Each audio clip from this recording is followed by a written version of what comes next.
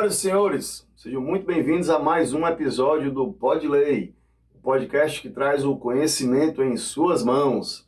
Hoje temos a honra de trazer aqui para vocês um assunto muito interessante: tecnologia, empreendedorismo e medicina.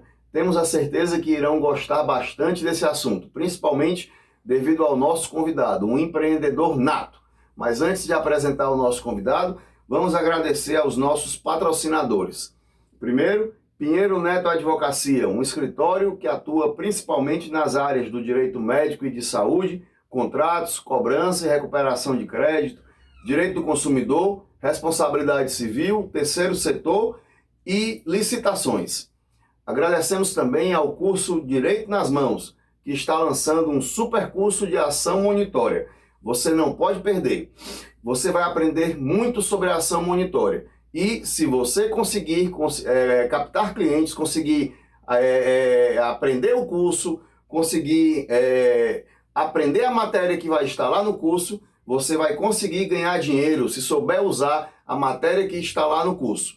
E também lembramos a vocês de contribuírem com o GEON, o Grupo de Educação e Estudos Oncológicos. O GEON é uma associação sem fins lucrativos, enquadrada como Serviço de Diagnóstico do Câncer de Mama, SDM, pelo Ministério da Saúde, e tem certificado SEBAS. Possui ainda característica de OCIP, é um programa de extensão da UFC e cadastrado no CNPq como grupo de pesquisa atuando em neoplasias.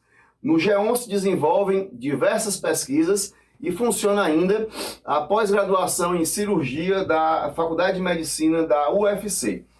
Você pode contribuir com o GEON através do programa Sua Nota Tem Valor. É um aplicativo que existe nas lojas de aplicativos de telefones celulares, chamado Sua Nota Tem Valor. Você faz o cadastro no aplicativo e escolhe o GEON como sua instituição de contribuição, e daí para frente você pede para que o seu CPF conste nas notas fiscais e então você estará concorrendo a prêmios e o GEON irá receber um pequeno percentual daquelas notas fiscais. E dessa forma você estará ajudando a lutar contra o câncer de mama e contra o câncer em geral.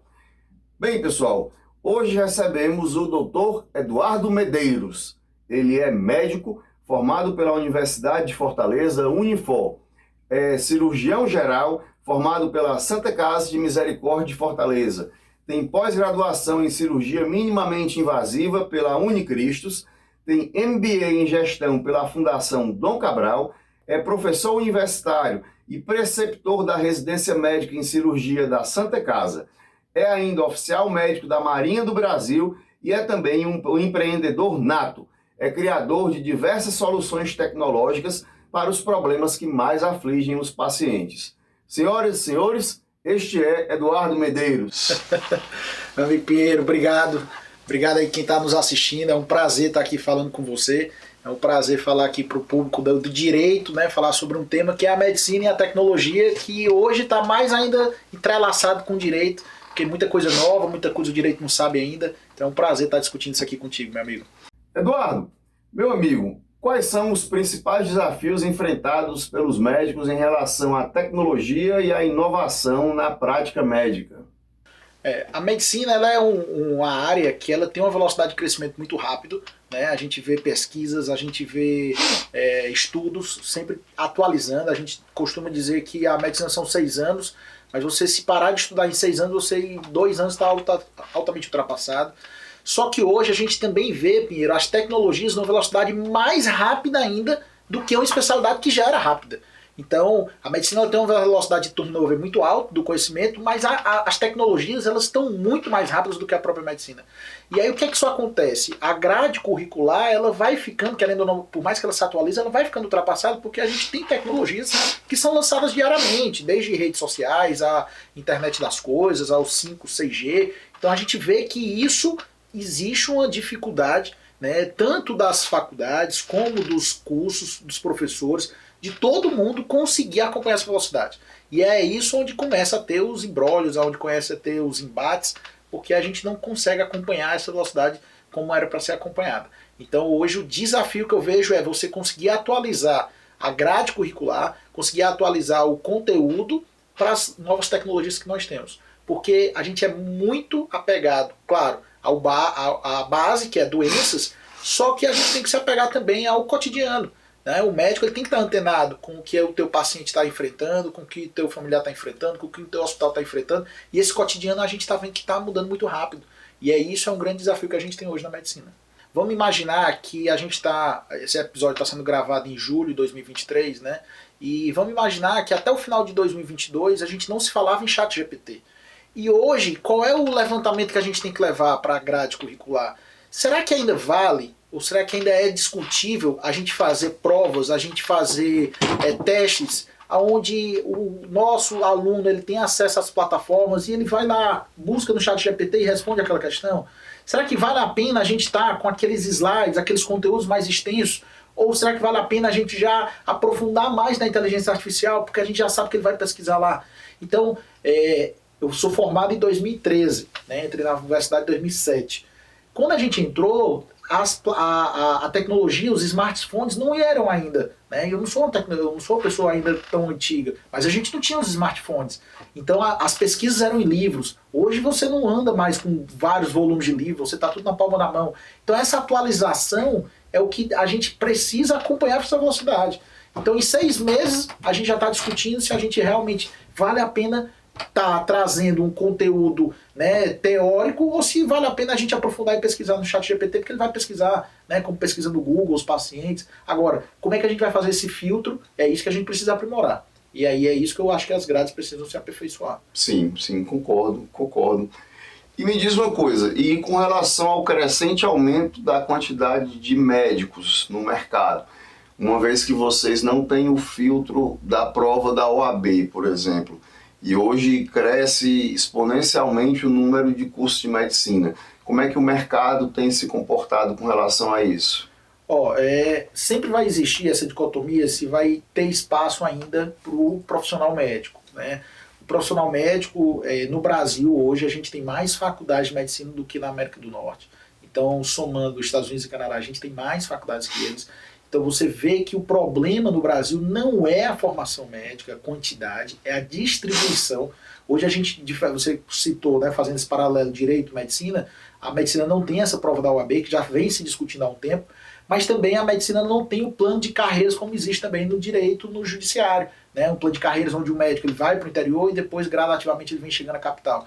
Então é isso que falta, essa distribuição, essa saída dos médicos dos grandes centros para a interiorização. Então, não adianta eu estar formando faculdade se quando eu termino de formar um aluno que está lá em Canindé, por exemplo, ele vai vir obrigatoriamente para Fortaleza, porque Canindé ele não vai dar um aporte para ele montar a estrutura de clínica, ele não vai dar um aporte para ele montar a estrutura, né, de medicina de primeira ponta, então ele vai migrar de novo para a capital. Então o problema não é a formação. E aí vem aquela dicotomia, vai existir espaço para o médico? Vai. Para aquele que é bom, aquele que estuda, que se destaca, que atende bem, que acolhe bem, vai sempre existir o espaço dele. Ele pode chegar a cobrar o valor que for na consulta, vai existir o espaço dele. Agora, claro que a grande massa vai estar ali do mediano para o inferior, porque as formações estão cada vez mais, podemos dizer assim, fracas de conhecimento, isso é óbvio. Então vai existir essa competição, que aí vai cair na competição do preço. Quem ofertar o menor preço, e aí não é mais qualidade. E aí, infelizmente, a gente vai ver isso nos próximos anos, até porque vai ter mais acesso ainda da população às plataformas de conhecimento, Google, ChatGPT, inteligência artificial, e aí o médico ele vai realmente entrar na briga do preço. Isso vai acontecer, infelizmente. Então vai afetar a qualidade assistencial? Vai, com certeza. E me diz uma coisa, como é que a medicina preventiva pode contribuir para enfrentar os desafios da saúde nos dias de hoje? Notadamente nesse quadro de aumento exponencial do número de médicos. Se tem também, nem tudo são dores, né? Existem realmente os louros da história, né? A tecnologia faz isso. Então, se a gente conseguir fazer com que a gente já olhe a curva de crescimento e a curva de faixa etária populacional. Então hoje a população ela vive muito mais do que há 30 anos atrás. Então, como é que a gente faz com que as pessoas vivam mais? As pessoas se prevenindo. Então, o conhecimento também é acessível, está aí para a pessoa entender os hábitos alimentares, qualidade de vida, atividade física, estresse ocupacional, estresse laboral. Então, tudo isso faz com que as pessoas consigam viver melhor. Então, isso faz parte da prevenção. Então, o conhecimento, a tecnologia também trouxe isso para o público. Hoje você vai para qualquer local do interior e a pessoa tem lá um smartphone na mão. Antigamente isso não era tão acessível. E a partir do momento que ele tem isso, ele tem o conhecimento de que fumar faz mal, beber faz mal, uso de droga faz mal. Mas até então, a um passado não tão restrito, isso não era tão conhecimento. Então isso era status, fumar era status, beber era status, não praticar atividade física, você desenvolveu uma barriga grande, era status que você tinha dinheiro para comer, e aí você se orgulhava de exibir, hoje não. Então a tecnologia ela também trouxe isso, a prevenção mais acessível. Então não precisa às vezes a pessoa ter um médico de família, né? Literalmente, aquele médico que é o da família. Ela basta ter um smartphone que ela vai ter o conhecimento. Então a tecnologia trouxe essa prevenção. Então, já que a gente entrou nesse assunto, então como é que esses avanços tecnológicos, né, por exemplo, a medicina genômica, o acesso a várias dessas plataformas estão influenciando a prática médica e os desafios da prática médica? Existem hoje, né, conhecimento de que algumas especialidades, como profissões no geral, elas vão ser extintas. Se você olhar um pouco para o passado, a gente tinha profissões como telegrafista, assessorista de elevador, a gente tinha bibliotecários, profissões hoje que estão cada vez mais extintas ou remotas. A medicina, as áreas da medicina também não vão ser diferentes, né? A partir do momento que você começa a ter uma entrada da inteligência artificial, por exemplo, onde eu consigo compilar um banco enorme de dados mundiais, de imagens, por exemplo, daqui a pouco a profissão, por exemplo, do radiologista, ela vai ficar cada vez mais restrita. Por quê? Porque eu vou ter uma inteligência artificial que tem um banco, milhões de imagens, né, da China à América do Norte, compilando, e ela vai conseguir ter uma fidelização, ou seja, ela vai conseguir ter um resultado muito mais assertivo do que um humano dando um laudo de radiologia. Então isso a gente também vai passar por essas transformações. Bem como, né, e aí entra a questão ética, as questões genômicas, as questões de medicina reprodutiva, e aí é onde vai precisar ter essa atualização. Até que ponto vale a gente começar a estudar o genoma humano antes daquele nascer para eu estender a qualidade de vida? O que é que está envolvido nessa extensão da qualidade de vida? Aí vem questões políticas, partidárias, né? Será que vale a pena eu já estudar o genoma daquele bebê, aquele feto, antes dele nascer? E aí se eu vou alterar, por exemplo, uma coisa que ninguém pensa, mas eu vou alterar a Previdência Social lá na ponta, eu aguento a Previdência Social a pessoa com estimativa de vida de 90 anos? Aqueles que não vão nascer até os 90, a gente já escolhe outro. E aí começa as questões éticas, políticas, partidárias influenciando, claro. Entendi. E a telemedicina, ela está transformando a forma como os médicos se envolvem no cuidado dos pacientes? A pandemia, e aqui eu me solidarizo com todos aqueles que perderam parentes, que foram atingidos indireto ou indiretamente com a pandemia, mas a pandemia ela teve o ônus para ter alguns bônus. No caso, a gente teve a questão da telemedicina, que até então era uma coisa muito travada no Brasil, muito restrita, né, como uma reserva de mercado mesmo. E você teve que, obrigatoriamente, devido àquela questão do contágio, né, você não podia se aproximar das pessoas, você teve que lançar a telemedicina, que aí já estava quase tudo pronto, né? Quem tinha se preparado há uns tempos para lançar, aproveitou a pandemia e escalou isso muito rápido. Então as grandes redes, né, os players grandes de Apvida, Unimed, então quem tinha capital e potencial conseguiu escalar isso muito rápido. E a telemedicina ela trouxe o quê? Ela trouxe cada vez mais o médico para próximo do paciente.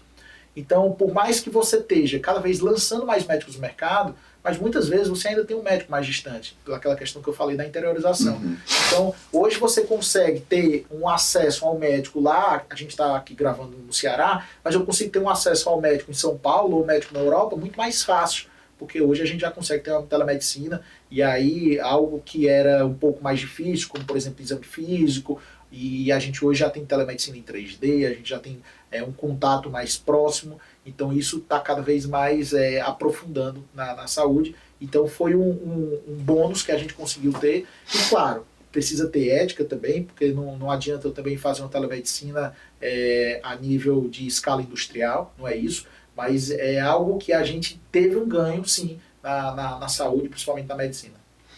Bem, a gente já entrevistou aqui um ex-presidente, ex-diretor-presidente da ANS. A gente falou muito de regulamentação. Quero ver se eu consigo entrevistar alguém da Anvisa e da Secretaria de Saúde. Então eu te pergunto, a regulamentação do setor, né, e as leis têm acompanhado a velocidade das novidades nos dias de hoje, como a inteligência artificial, a robótica, a própria telemedicina terminou demorando, terminou saindo só quase no parto de fórceps, né, porque ela já era uma realidade em muitos países e aqui no Brasil demorou. Então eu te pergunto se a regulamentação está acompanhando a realidade e a necessidade. Eu vou te responder te fazendo um desafio para tu ficar imaginando.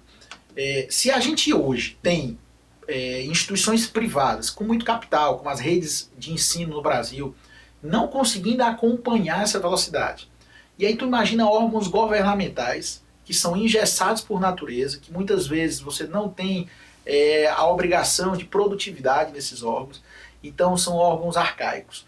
Então a gente está falando de velocidade que muda em 6 meses. A gente está falando hoje, há 2 dias atrás da gravação desse podcast, foi lançada uma nova rede social, né, do Instagram. Então o ChatGPT já está revolucionando em 6 meses. Então esses órgãos governamentais, eles não conseguem e não vão conseguir, no curto prazo, nessas políticas governamentais, acompanhar essa evolução da tecnologia. Eles estão perdidos, e aí você tenta, de uma forma ou de outra, fazer regulação de rede social, fazer regulação disso e daquilo, então você percebe que os órgãos não vão conseguir, a um curto prazo, regulamentar. A gente esteve fazendo um estudo recente sobre a questão, né, eu vou dar um exemplo aqui, falando de órgão governamental, de financiamentos ou parcelamentos em procedimentos. E a gente tinha pesquisa dentro desses órgãos, como do Conselho, aonde a dúvida recente era se o médico poderia fazer um parcelamento no cartão de crédito dele, se ele podia oferecer essa condição para o paciente. E aí olha o nível de isso dúvida. Foi uma consulta no CFM se o médico poderia parcelar no cartão de crédito. E hoje o dinheiro ele é digital.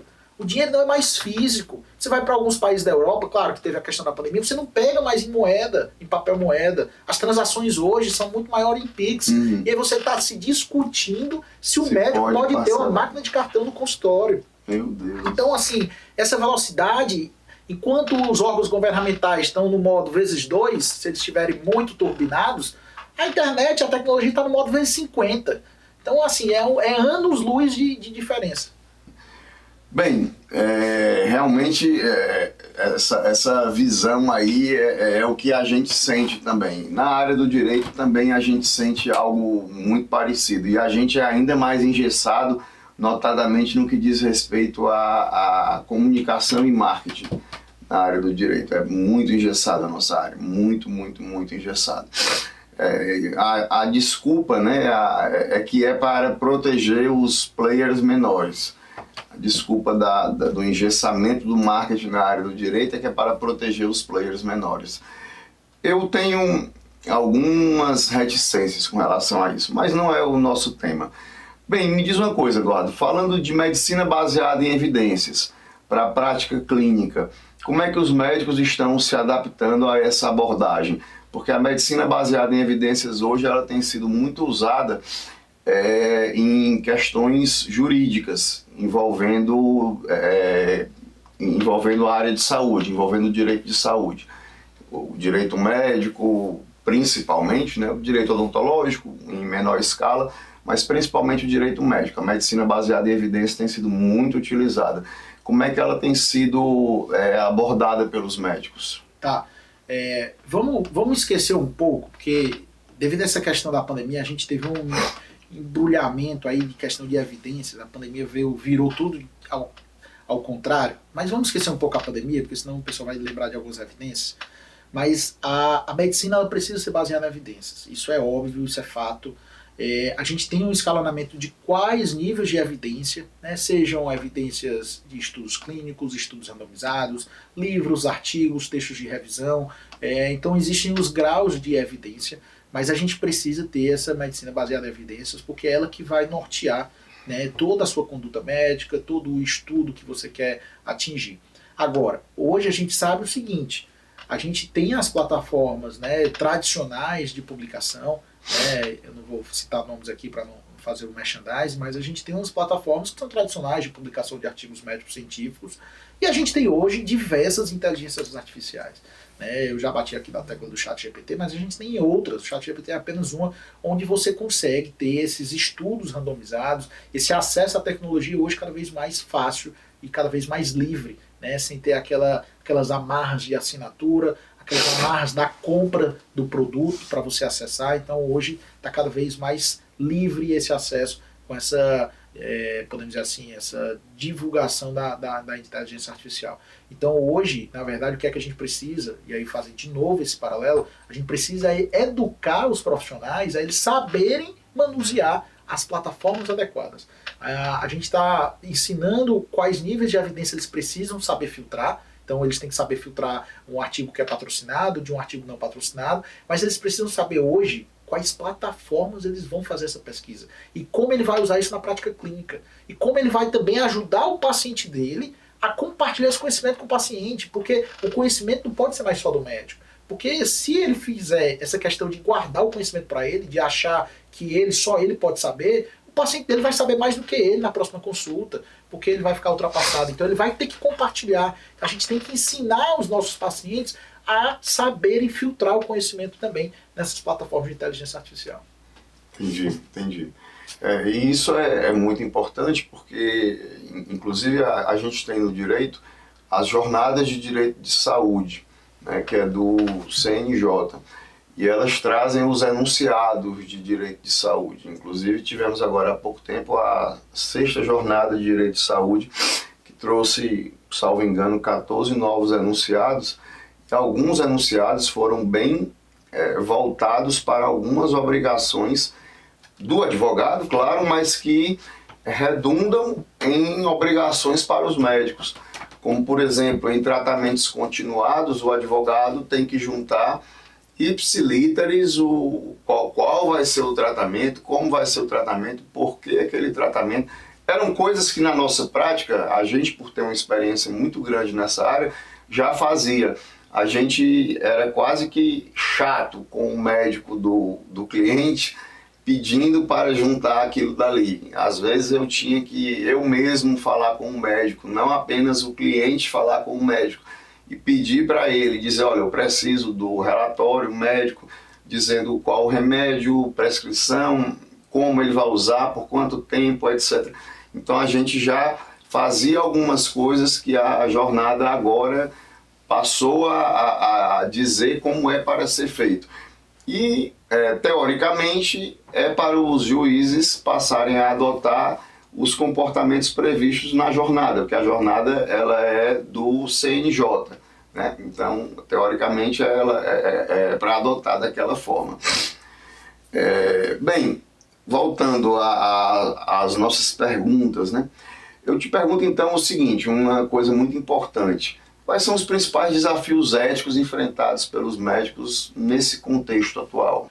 Bem, Pedro, em relação aos desafios éticos, né, a gente tem diversos. Hoje, você mais do que eu sabe, a gente está passando por uma judicialização cada vez maior da medicina e a gente tem, devido a isso, essa judicialização, normas e pareceres e normas técnicas também dos órgãos regulamentadores muito ultrapassadas.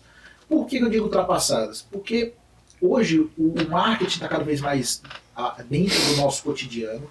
O paciente ele quer se sentir cada vez mais dentro da área de atuação do médico, ele quer ser participativo, e a gente tem esse desafio de muitas vezes não deixar ele ser tão participativo, e isso gera um imbróglio, né, jurídico. Né? O paciente vê imagens, o paciente vê resultados, e isso a medicina realmente ela tem essa defesa para que também não se popularize demais, né, e o paciente não saiba filtrar muito bem isso. Agora, o que eu vejo mais de desafio é na formação médica. Então, hoje, você, devido a essa quantidade exponencial de faculdades, quando eu fiz faculdades em 2007, que eu entrei, nós tínhamos 4 universidades. Hoje são 14 só no Ceará. Então, não tem como você aumentar essa escala sem você comprometer a qualidade. E aí, consequentemente, se o médico não for bem informado nessa questão ética moral, ele vai ser um aluno ruim e ele vai ser um médico ruim, não tem como. Tá? Então, a questão ética, ela não é só dos órgãos regulamentadores que estão arcaicos, ela vem também da base. Então, a gente tem que fazer essa autocrítica como formadores médicos de como é que a gente está passando essa questão ética para os nossos alunos ou para os nossos formandos. Então, as universidades, elas precisam também ter essa autocrítica. Então, eu abri 50, agora eu abro 120 vagas, porque eu preciso saber que eu vou ter uma abstinência no final do curso, que vai ter que comprometer o meu caixa, então eu tenho que botar mais vagas para formar menos, e ele faz essa matemática, então ele está precisando, claro, na visão do lucro. Mas e aí? E o médico que ele formou na universidade dele, que vai atender o parente dele lá na emergência daqui a uns anos, sem ser ético, porque ele pulou a cadeira de ética, porque não dava para ter esse currículo, o curso de ética era mais caro. Então, a formação médica em ética precisa ser melhor discutida, melhor debatida, porque devido a essa escala está se perdendo. Entendi. Realmente é bem complicado o assunto. E a gente não vê busca por professores de ética médica. E professores de ética médica deveriam ser professores até do direito. Deveriam ser professores oriundos do direito. Né? E eu confesso, eu estou no ramo, eu nunca vi busca de professores de ética médica nas faculdades, nunca vi. Nunca vi a seleção, nunca vi uma seleção para professores de ética médica em faculdade de medicina. E aí a gente faz essa análise. Se eu vou me formar, passei 6 anos estudando de mitocôndrias a complicações neurológicas de cirurgias, e eu vou ser um patologista, por exemplo. Então tem muito conhecimento que eu não vou levar para minha vida, mas eu tenho um conhecimento que eu sei que eu vou levar. Eu vou enfrentar leis e sanções que vão me nortear na minha atividade médica. E como é que eu passo 6 anos e não passei com nenhuma aula de direito? Como é que eu passo 6 anos sendo treinado para atender na medicina, mas que quando eu caio para a vida real, eu vou estar lá sendo bombardeado por familiares, por parentes, por instituições, por plano de saúde, e ninguém me aportou, ninguém me ensinou nada de conhecimento de direito. Do mesmo jeito é o tributário. Como é que eu tenho, e aí eu faço agora o paralelo à saúde como um todo, como é que eu tenho um profissional que ele vai terminar a graduação dele, ele vai ser um profissional autônomo, e o primeiro negócio que ele vai colocar é uma empresa, que não deixa de ser, que é o consultório, e ninguém ensinou nada para ele sobre tributação, por exemplo. E a gente tem uma tributação no Brasil cada vez mais psicótica. Então, essa reformulação é que precisa ser feita. Então você levantou um ponto agora demais. Os profissionais de éticos não precisam ser somente ou médicos, ou algumas a gente tem até raras exceções, médicos e advogados, a gente tem isso aqui no Ceará, mas a gente precisa cada vez mais ter advogados mesmo, sabendo como é que a gente vai se defender, sabendo como é que a gente vai se portar, sabendo como é que a gente vai procurar o caminho, porque depois de 6 anos não tem mais ninguém segurando na mão do aluno, ele está só. E aí, qual o caminho que eu vou procurar? Qual é o guarda-chuva que eu vou ficar embaixo? O caminho é esse, você tem essa atuação no direito que é sobre isso, a atuação do escritório faz isso, a atuação da legislação tal faz isso. Então isso a gente não tem. Agora, claro, existem conhecimentos que estão cada vez mais ultrapassados, que eu não preciso mais estar ali ofertando para ele, porque eu sei que ele vai lá no ChatGPT, ele vai no Google e vai achar, às vezes até melhor do que aquele slide daquele ultrapassado de 1970. Então é isso que a gente precisa levantar essa discussão, que está se deixando cada vez mais postergar, e a velocidade de conhecimento está cada vez mais rápida das plataformas. Então a gente tem que levantar essa autocrítica. Entendi. Bem, Eduardo, vamos passar agora para o nosso segundo bloco. Vamos falar agora de empreendedorismo, né? Vamos falar sobre isso. Como é que o profissional pode se destacar nos dias de hoje? Rapaz, fazendo o básico bem feito. Se eu posso deixar uma frase vamos dizer assim, para quem está ouvindo a gente, né, seja qualquer profissional, um autônomo ou da área da saúde ou do direito, faça o básico bem feito. Porque o que é o básico? E eu vou falar agora um pouco da minha área da medicina e entrando um pouco na cirurgia. O básico é você acolher bem o teu paciente, é você saber resolver o problema daquele paciente, é você demonstrar a sua fraqueza para aquele paciente, seja a fraqueza de não conseguir resolver ou curar aquele paciente. Então muitas vezes a gente está perdendo o básico. A gente está fazendo uma medicina midiática, uma medicina que eu tô aparecendo nas redes sociais, que eu estou me vestindo bem, botando um blazer, botando um botox e tal, com um carro bacana, fazendo uma terapia que não se existe ainda, mas que o meu paciente gosta de escutar, porque ele gosta de ser enganado. Mas o básico de acolher, de resolver, de estar disponível, isso está se perdendo. Então, esse diferencial é que a gente precisa fazer melhor. É o básico bem feito. Entendi. E além das competências clínicas, quais são as habilidades essenciais para aqueles médicos que desejam empreender? Empreender, pessoal, não é para todos, tá? Empreender, muita gente vê hoje como uma modinha, né? Eu vou colocar um negócio novo, eu vou abrir um negócio novo, mas infelizmente empreender no Brasil, com essa psicopatia tributária que a gente tem, é algo realmente muito desafiador e não é perfil de todo mundo, né? Não é para você empreender, Piero, você realmente vai ter que, a principal palavra é abdicação. Você vai ter que abdicar de horário, você vai ter que abdicar de liberdade, você vai ter que abdicar, né, de segurança. Eu não digo a segurança militar, eu digo segurança mesmo, de você ter aquele valor fixo no mês, aquelas remunerações seletistas que no Brasil existe. Então, empreender, na verdade, é abdicação. Os louros, né, os resultados, eles vêm com a sua persistência. Porque o empreendedor é aquela pessoa que viu a dor, que viu que existe uma necessidade de corrigir aquela dor e que persiste naquela sua ideia de que realmente vai dar certo. Por quê? Porque no Brasil você luta contra tudo e contra todos. A começar dos teus colegas, amigos e familiares que vai dizer, faz isso não, faz o teu concurso, vai ganhar o teu fixo, para de investir e gastar teu dinheiro, aposta no que todo mundo faz, bota teu consultório mesmo, ou então faz teu concurso lá pro teu hospital. Então você começa a lutar contra o pensamento arcaico de várias pessoas. E aí vem as instituições governamentais, querendo te taxar, querendo te proibir, dizendo que teu ramo não é uma área de atuação ainda que está normatizada. Então você começa a lutar contra tudo e contra todos e você termina uma hora na sua jornada e você diz, será que valeu a pena essa jornada que eu fiz? Então, realmente, o empreendedor, você vai ter que ver uma dor e vai sentir muita dor. E aí, infelizmente, não é todo mundo que está disponível a jogar esse jogo. Né? É um jogo alto de dores altas. Então, empreendedor é persistência. E quais são as estratégias eficazes para os médicos alcançarem o sucesso nos negócios? Rapaz, essa pergunta eu não sei em totalidade não, porque eu acho que eu não alcancei o sucesso, eu estou no começo de uma jornada, estou longe disso. Agora, se eu posso compartilhar contigo, Pinheiro, eu ia dizer que é conhecimento. Porque assim, não adianta você também entrar de cabeça em um ramo, uma área de atuação, sem você ter uma base. Você não vai ser a pessoa que vai entender de tudo. Você não vai ser dentro da sua empresa, ou dentro do seu negócio, a pessoa que vende, a pessoa que tributa, a pessoa que é do direito, a pessoa que é da medicina. Você não consegue. Agora, você tem que passar por todos os setores e você tem que demonstrar um conhecimento, porque você vai ter curvas, você vai ter uma hierarquia abaixo de você que você precisa dialogar, você precisa ter um conhecimento disso.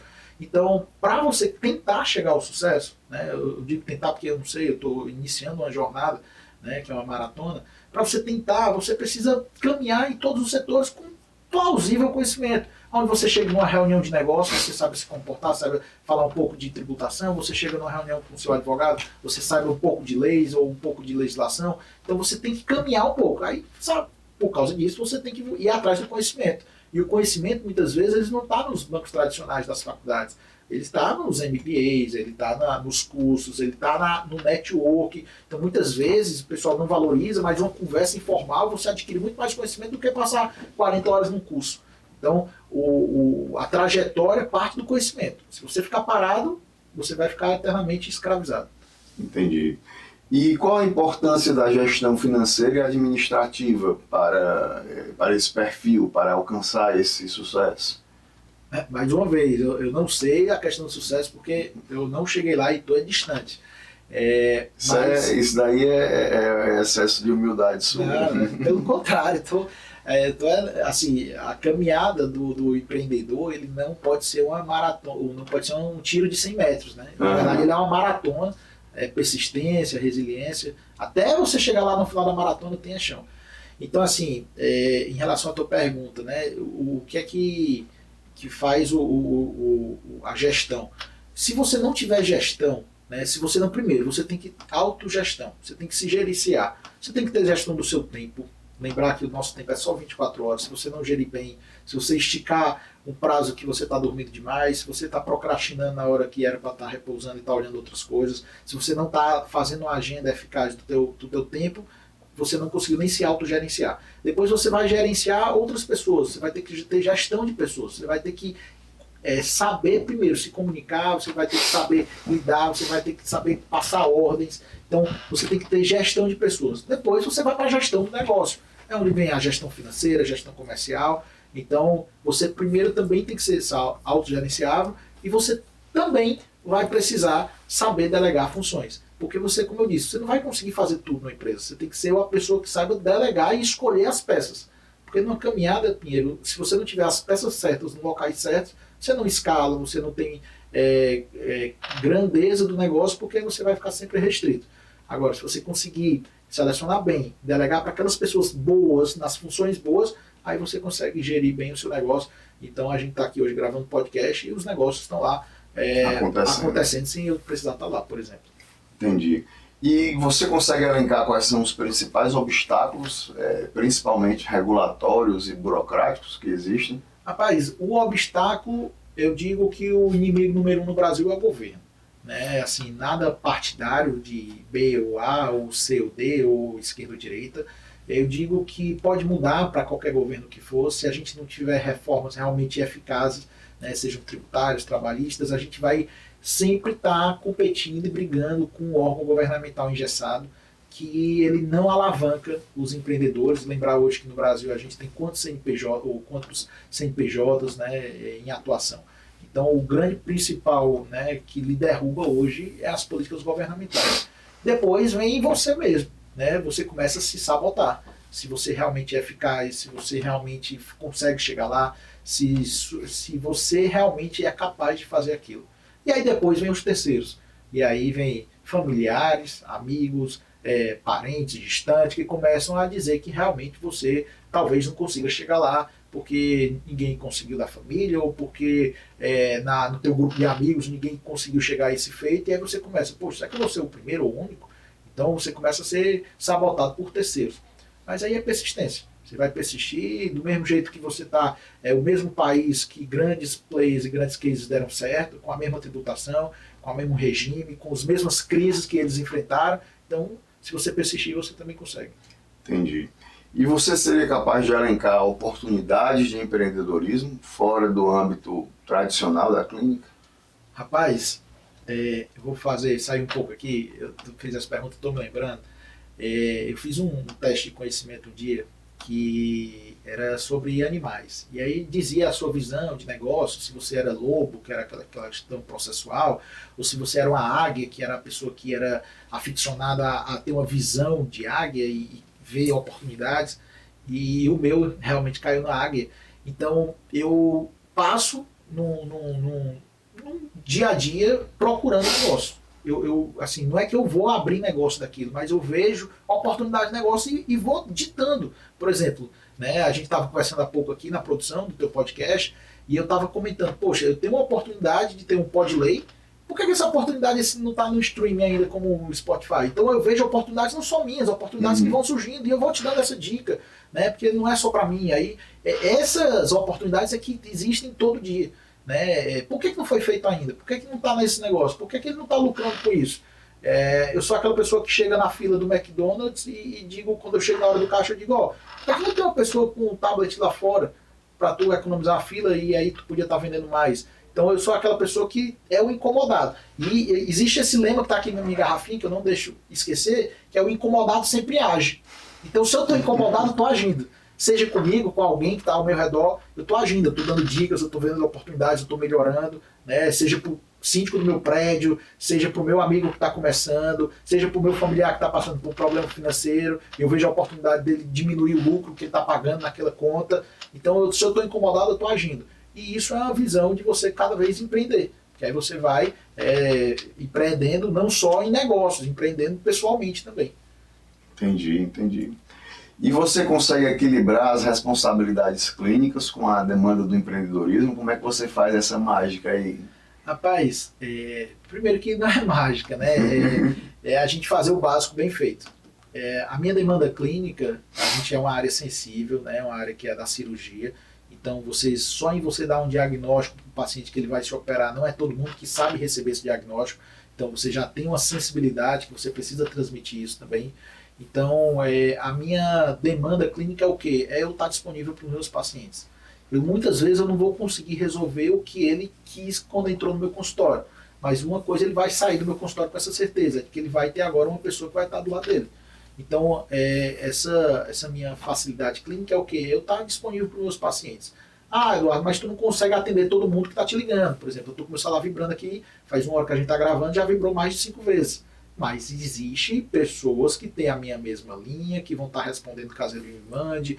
Então, quando terminar aqui, se for alguma coisa urgente, eu já corro para algum hospital para vê-lo. Então, essa facilidade clínica, na verdade, vem da gestão também. É você saber gerir pessoas que vão estar atrás de você para estar respondendo também, ou a equipe que está de prontidão, né? Na nossa plataforma, a gente tem um lema, Pinheiro, para tu entender que não pode existir ninguém da equipe médica se ausentar mais que 24 horas da cidade, porque meu paciente ele precisa, se por acaso ele tiver uma intercorrência de alguém que há 1 ano atrás eu operei, ele vai ter que encontrar alguém aqui na minha cidade.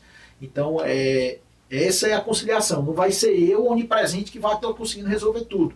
Até porque a gente já operou esse ano mais de 500 pessoas, e a gente está em julho ainda.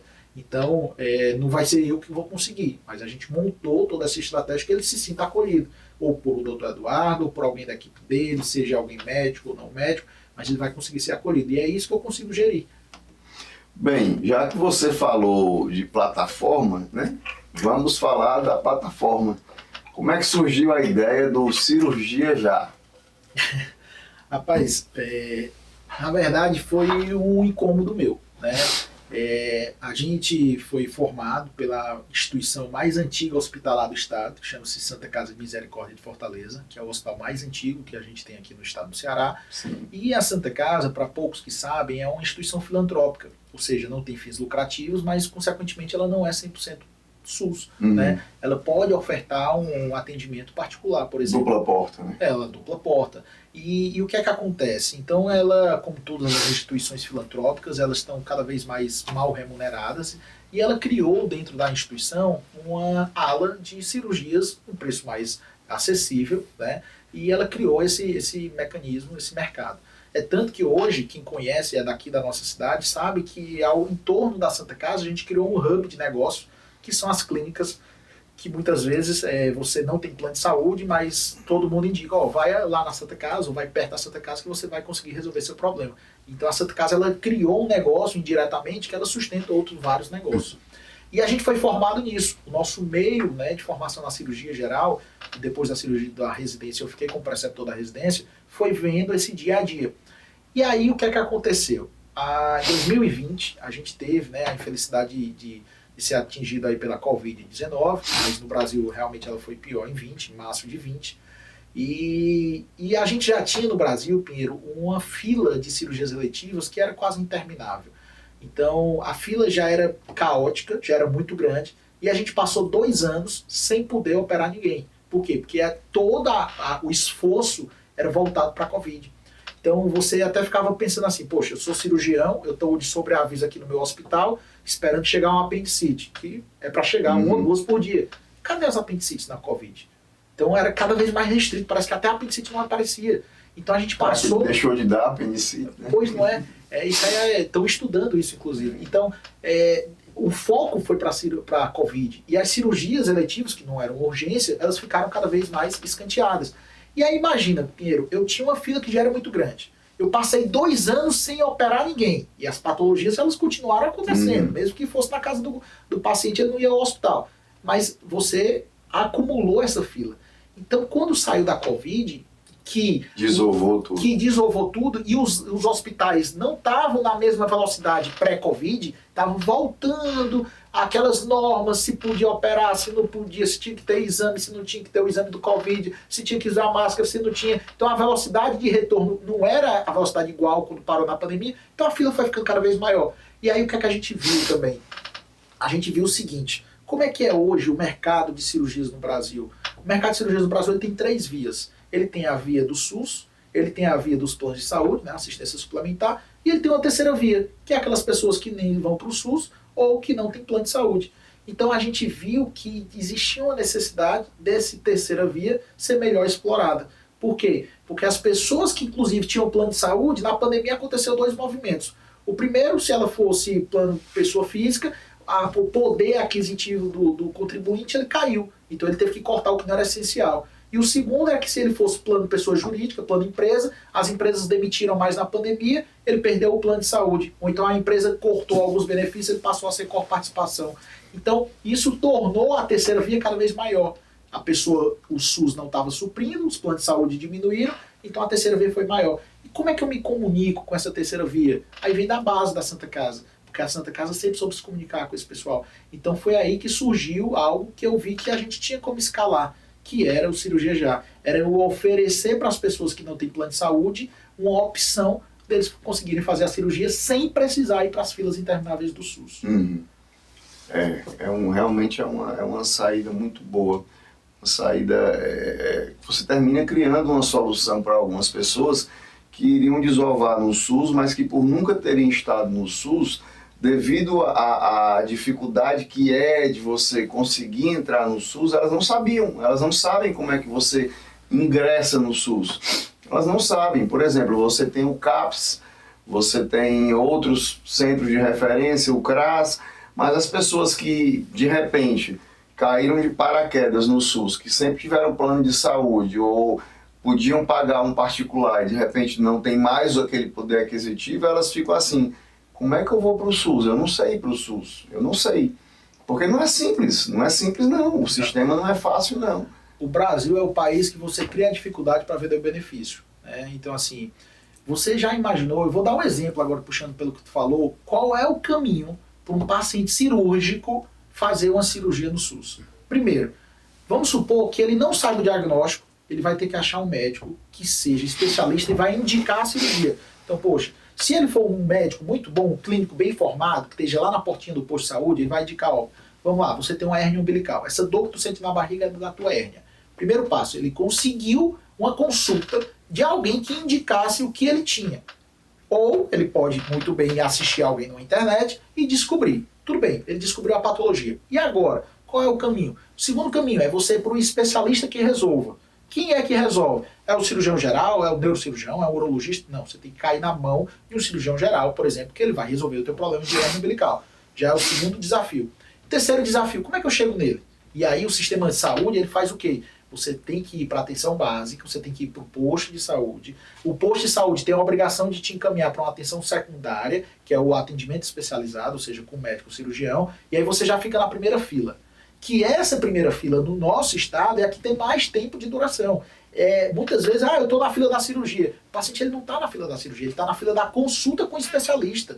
Para o especialista examinar, pedir os exames e ele ir para a fila da cirurgia propriamente dita.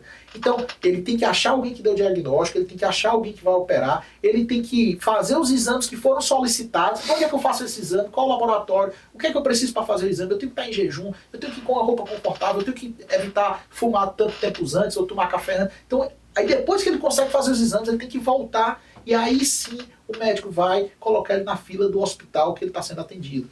Então esse tempo, essa trajetória foi só criando obstáculos para fazer o quê? Não, eu vou sair dessa fila, ou eu não quero fazer isso, ou eu não tenho como esperar. Então se criou obstáculos, claro, que precisa, porque infelizmente a gente tem, né, não vou negar que existe isso, a gente tinha pessoas que tinham de má fé, vendiam-se vagas em filas, furava filas, então realmente foi a maneira que o governo criou para evitar essas fraudes. Mas ao mesmo tempo ele pôs muito obstáculo para o paciente que está precisando da assistência à saúde. E aí o paciente ou ele demora, ou ele não consegue, ou ele morre daquela patologia, ou ele urgencia aquela patologia, a hérnia que era eletiva virou uma urgência porque encarcerou, e aí o custo hospitalar agora vai para 10, 15x do valor da cirurgia eletiva. Então o governo, por isso que eu digo que a velocidade de resolução do governo é muito baixa. E ele não vai conseguir, seja direita, esquerda, centro, ele não vai conseguir a curto prazo resolver esse problema, Pinheiro. Então o caminho do paciente cirúrgico ele é um caminho muito difícil, muito complicado, que para quem, como você diz, caiu de paraquedas agora, que sempre usou o plano de saúde, por exemplo, ele não vai saber caminhar por isso. Ele não vai saber onde é que ele entra, onde é que ele é atendido, onde é que ele faz o exame, onde é que ele deixa os documentos para entrar na fila, como é que ele faz para ser chamado. Então ele não sabe disso. Então precisa-se cada vez mais facilitar. Mas pelo contrário, o governo fez foi dificultar o acesso.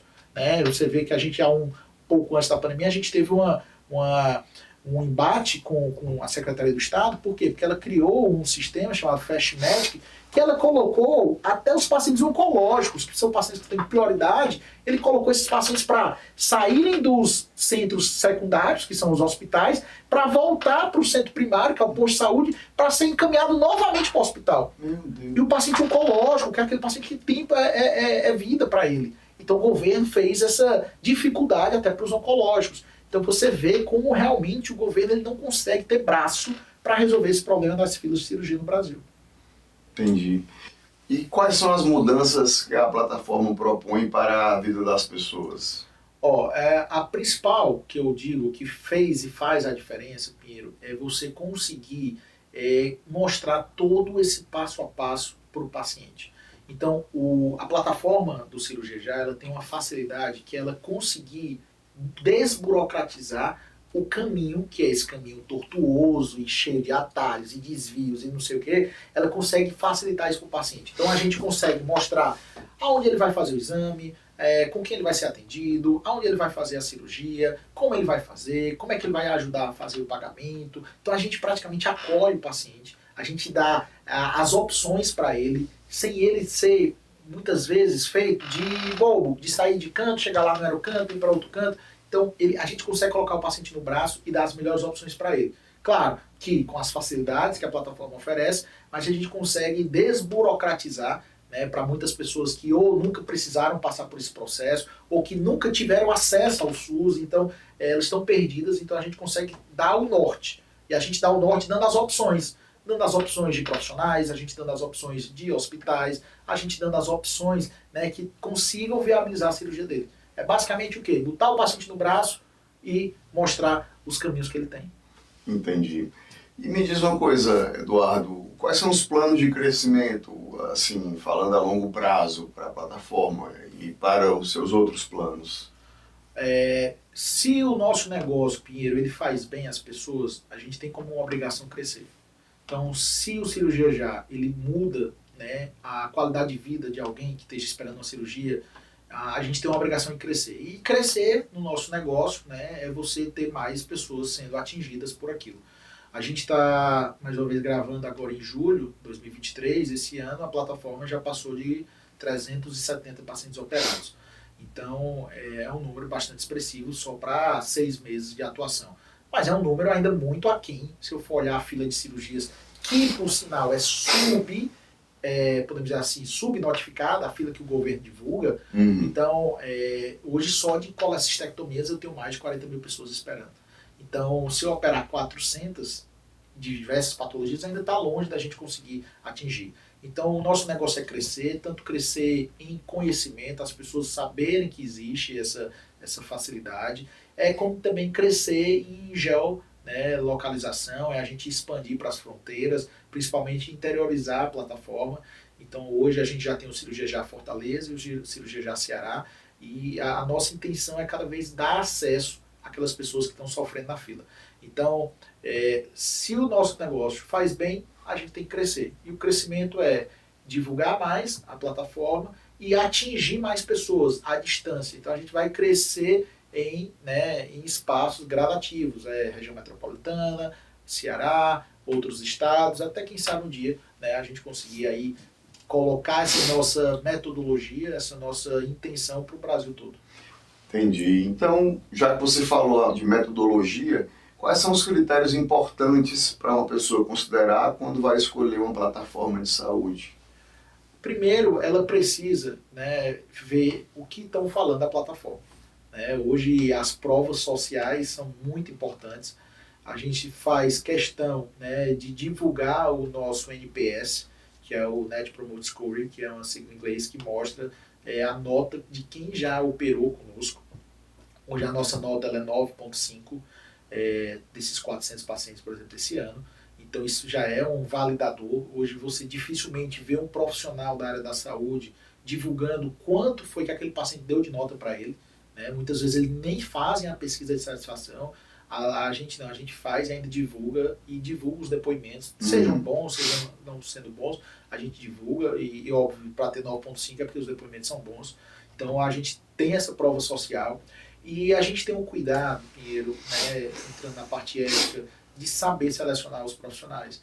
Porque não adianta você ter uma visão de que você tem que prestar um bom serviço se muitas vezes o teu colaborador, seja um médico ou um recepcionista, ele não atende muito bem o teu paciente. Então a gente tem esse cuidado, né, de selecionar as pessoas que não têm processos éticos médicos, que saibam fazer uma boa prática de medicina, ou aqueles que não são médicos, que saibam recepcionar e acolher bem aquelas pessoas. Porque como eu te falei, quando a pessoa recebe um diagnóstico de cirurgia, muitas vezes ela está no pior dia dela. Ela está fragilizada porque você vai chegar para ela e vai dizer que ela vai se submeter a uma cirurgia, que muitas vezes ela ou não tem um dinheiro, ou não tem quem acompanhe, ou tem um medo porque algum parente já passou mal ou morreu na cirurgia, por exemplo, ou tem medo de hospital. Então ela está no pior dia. E aí ela tem que cruzar com as pessoas da plataforma e essas pessoas ela tem que estar no melhor dia delas.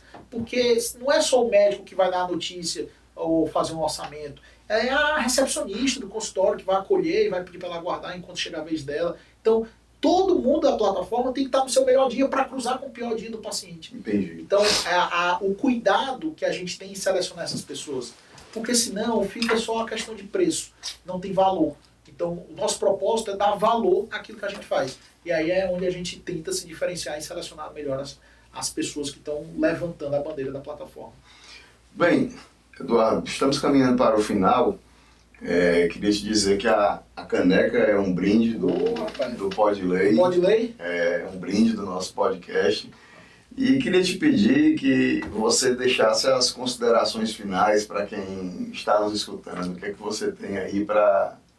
Quais são suas considerações finais? Rapaz, Pinheiro, primeiramente eu queria agradecer. Eu acho que é muito, muito importante esses canais que se abrem para a gente falar sobre empreendedorismo, para a gente falar sobre direito, para a gente falar, né, sobre cirurgias. São temas altamente relevantes que muitas vezes a gente abre uma caixinha de perguntas no Instagram e surgem temas diversos, desde temas comerciais a temas médicos, e a gente vê que as dúvidas elas precisam ser tiradas. Então, esses canais que você abre de fazer um podcast é mais um canal de divulgação e conhecimento para as pessoas. É muito importante isso. Obrigado pelo convite. Siga na trajetória. Eu não consegui assistir os 13 prévios, né? Eu sou o 14º. Assisti aí os outros e fiquei fascinado pelos temas e agradeço. E a mensagem que eu queria deixar é o seguinte, para você que está aí escutando, que conseguiu chegar aí ao final desse podcast, acompanhe a gente nas redes sociais, acompanhe a nossa plataforma, tá? E se você não sabia que a plataforma existe, se você não conhecia a gente, divulga para mais pessoas. A gente tem um intuito social, né? Eu nem te falei da parte social da plataforma, mas a gente tem um intuito social muito forte nessa plataforma. Primeiro que é a gente acessibilizar para aquelas pessoas que precisam de cirurgia e não tem muitas vezes como fazer.